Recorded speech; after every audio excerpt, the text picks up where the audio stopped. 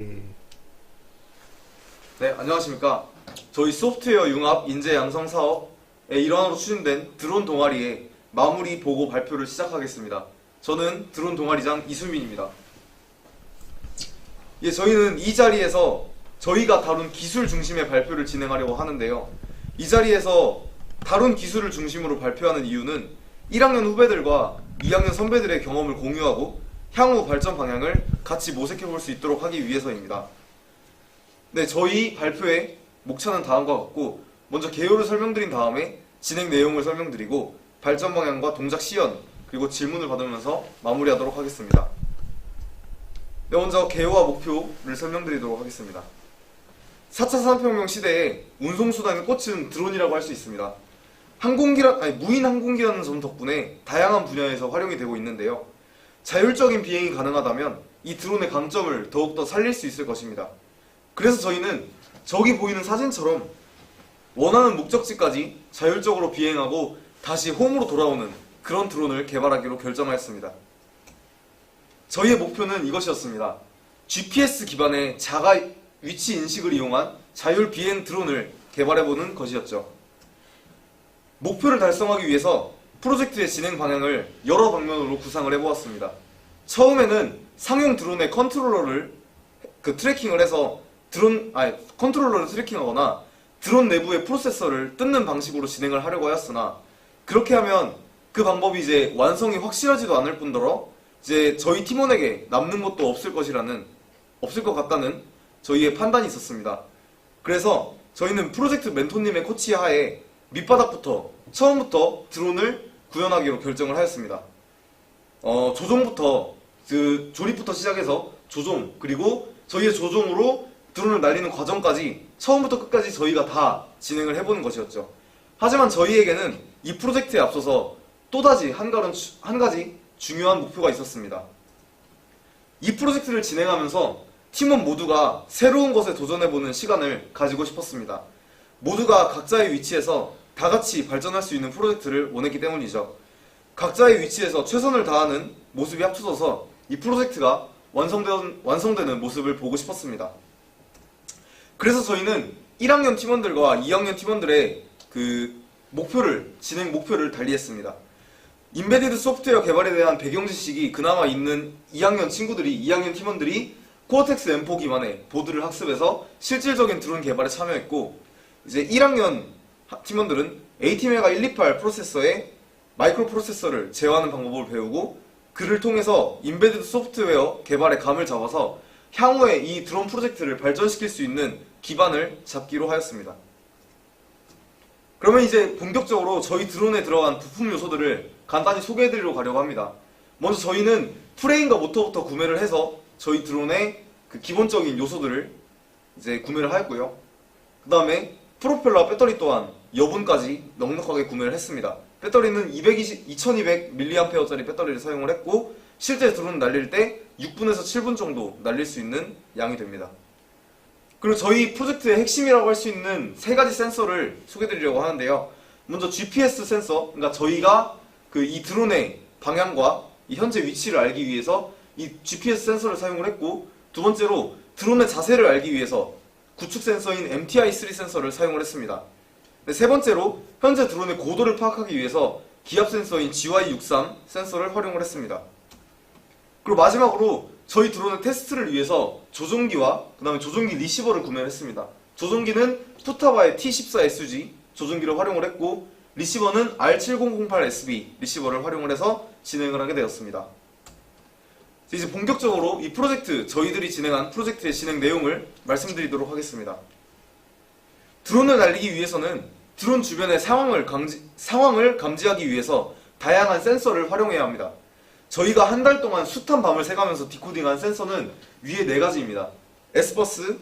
S버스는 조종기 신호 데이터의 프로토콜을 의미하고, MTI3 센서는 아까 말씀드렸던 구축 센서, 자세 보정을 위한 구축 센서이고, GY63 센서는 기압 센서로서 드론의 고도를 제어하기 위해 사용된다고 아까 말씀드렸고, GPS는 아까 말씀드린 것과 같습니다. 네, 그래서 이렇게 수집된 데이터를 분석하고 가공하는 과정을 거쳐서 저희 드론이 현재 자신의 상태를 파악하고 자율주행을 완성하기 위한 그런 그 프로세스를 거칠 수 있게 만들어주는 것이죠. 먼저 MTI3 센서부터 살펴볼 건데요. MTI 센서의 데이터 패킷 분리 알고리즘, 송근재 학생이 만들어준 분리 알고리즘이 거의 모든 센서 데이터 분석에 활용이 되었습니다. 따라서 MTI 센서를 먼저 설명을 드리고 이 센서의 내용을 들어서 다음 센서들을 설명드리도록 하겠습니다. 먼저 MTI 센서의 데이터 패킷 구조입니다. 1000MB가 헤더로 구성되어 있고 나머지 부분에 데이터가 들어오는데 총 데이터의 크기는 99바이트입니다. 데이터의 수신은 옆에 보이는 이 DMA, 다이렉트 메모리 액세스라 해서 DMA 기술의 서큘러 모드를 활용하여 이제 진행을 하였는데요. 서큘러 모드를 사용해야 끊임없는 센서 데이터의 수신이 가능하고 디코딩을 바로바로 할 수 있기 때문에 이 모드를 사용을 하였습니다.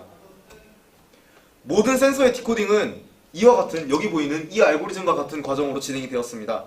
대부분의 센서가 USART 통신을 사용해서 처음에는 USART의 RX 인터럽트로 처리를 하려고 하였으나 실시간 동작으로 느려지면 안 되는 그 드론의 특성상 데이터 수신과 디코딩의 밀림을 방지하기 위해서 여기 보이듯이 타이머 인터럽트 1000분의 1초마다 발생하는 타이머 인터럽트로 데이터의 수신과 디코딩을 처리하기로 결정했습니다. DMA는 코어의 간섭을 받지 않으므로 센서 데이터의 수신과 디코딩을 별개로 처리하게 되어 실시간성이 향상되고 드론의 안정성을 높이는 결과를 가져왔습니다. 또 한 가지 문제가 있었는데요. 이게 패킷의 수신과 디코딩이 제 시간에 잘 이루어지는지 확인해보는 작업이었습니다. 처음에는 이제 MTI의 경우에는 센서의 패킷의 수신이 10ms마다 한 번씩 수신이 되는데 이게 지금 이 숫자들이 1초마다 디코딩되는 패킷의 수를 처음 알고리즘으로 찍어본 결과였습니다. 지금 처음에 보시면은 저희가 처음 생각한 알고리즘에 따르면 이제 1초마다 80개, 79개 정도의 데이터를 디코딩하면서 받아온 데이터를 온전하게 모두 디코딩하지 못하는 문제가 발생을 했었는데요. 며칠간의 철야에 걸쳐서 알고리즘을 다듬은 결과 저희가 저렇게 센서 데이터를 정확한 시간에 다 받아와서 바로바로 처리를 해주는 모습을 볼 수 있었습니다. 그래서 이 알고리즘은 이제 모두 공유를 해서 나머지 3가지 센서에도 모두 적용이 되었습니다. 다음으로 조종기의 데이터를 받고 분석하기 위한 이 S버스 데이터 분석에 대한 작업을 설명드리겠습니다. 조종기에서 넘어오는 데이터를 해석하기 위한 프로토콜의 이름이 S버스인데요. 조종기에서 리시버를 통해 이 받은 데이터를 S버스 프로토콜에 따라 해석을 해서 이 프로세서가 드론을 날리기 위한 그 자료로 사용이 되게 됩니다. S버스 데이터의 원래 모양은 이런 식으로 로우 데이터가 이런 식으로 생겼습니다. 이 데이터는 0과 1이 반전된 상태로 전송이 되며 그래서 저희는 하드웨어적으로 반전을 해준 인버터를 통해 반전을 해준 데이터를 읽어서 저기 보이는 패킷의 모양에 따라서 디코딩을 해주는 작업을 거쳤습니다. S버스는 15ms당 1개의 데이터가 전송되므로 초당 약 66.7개가 디코딩 되었는지 아까 MTI와 같이 개수를 확인하는 과정 또한 거쳤습니다. 조종기에서 이렇게 나온 데이터는 352에서 1696 사이의 값으로 이 디코딩이 되게 되고 그 값을 이용해서 아래에 저희가 다 테스트해본 결과를 가지고 PWM을 생성하는 식을 제작했습니다. 그 식을 이용해서 저희 4개, 드론 4개의 모터에 들어가는 이 PWM 시그널을 생성해서 드론을 날릴 수 있게 되었습니다. 저희가 실제로 오실로스코프를 이용해서 실제 이 조종기를 움직이는 것과 저 파형이 변하는 게 같는지 실제로 확인을 해본 모습이고요. 그 다음은 GPS 모듈입니다. GPS 모듈은 저희 프로젝트의 핵심이 되는 부분으로서 위도와 경도, 속도, 고도 등의 여러가지 데이터를 드론의 현재 위치 상태를 알 수 있는 여러가지 데이터를 받아낼 수 있는 센서라고 할 수 있습니다. 여러분들도 아시다시피 위도와 고도는 지구의 좌표계입니다. 위도는 가로선, 경도는 세로선이죠. 저희는 위도와 경도를 이용해서 이 드론의 위치와 현재 진행해야 할 방향 그리고 홈과의 거리, 그러니까 목적지와의 거리를 계산을 했습니다. GPS는 프로세서와 USART 통신으로 이제 센서 데이터를 받아올 수 있는데요. 저희는 크게 GPS 센서가 가져오는 여러 가지 메시지들 중에서 하나의 프로토콜이라고 할 수 있습니다. 메시지들 중에서 POS LLH 프로토콜과 VAL NED 프로토콜을 디코딩을 했습니다. POS LLH 메시지 같은 경우에는 위도와 경도 그리고 고도의 값을 가져오게 되고 VAL NED 메시지는 지금 현재 방위와 속도 같은 그런 정보들을 가져오게 됩니다. 그래서 저희는 이 두 가지 메시지를 여기 보이는 이 그 데이터의 구조를 가지고 구조를 참고해서 디코딩을 수행했고, 그 결과 현재 드론의 고도, 위도, 경도, 그 다음에 현재 바라보고 있는 방위, 속도 등을 구할 수 있게 되었습니다. 그리고 방금 구한 그 과정을 통해서 이런 그 과정을 거쳐서 홈과 드론 간의 거리, 그리고 현재 이동해야 할 방향을 계산할 수 있었습니다.